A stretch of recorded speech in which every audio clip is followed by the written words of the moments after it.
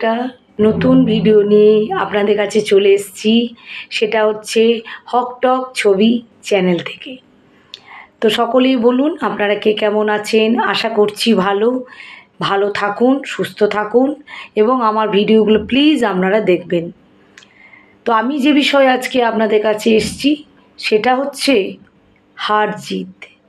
প্রত্যেক মানুষ, অনেক মানুষ দেখবেন, কিছু কিছু মানুষের কথা বলি, সব মানুষ নয়, কিন্তু কিছু কিছু মানুষের মানসিকতা যে আমি হেরে যাচ্ছি, সবার কাছে হেরে যাচ্ছি।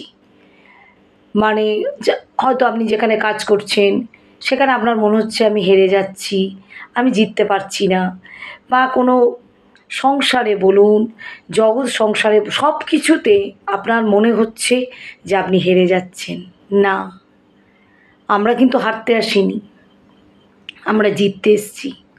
তাই মনোবল কখনোই হারাবেন না এবং মনোবলকে স্ট্রং রাখবেন সব সময়।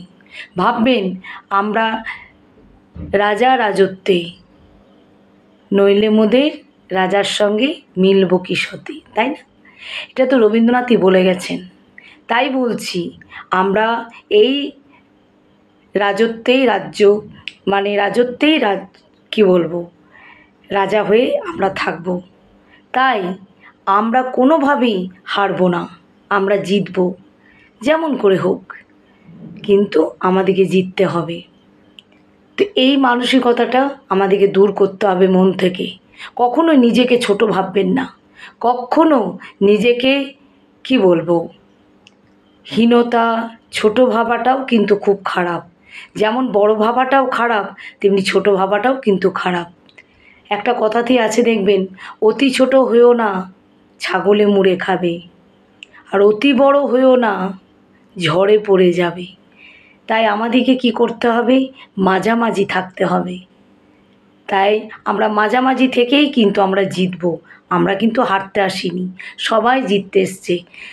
আর সেই রকম মানসিকতা নিয়েই আমাদেরকে জিততে হবে, আমরা হারবো না।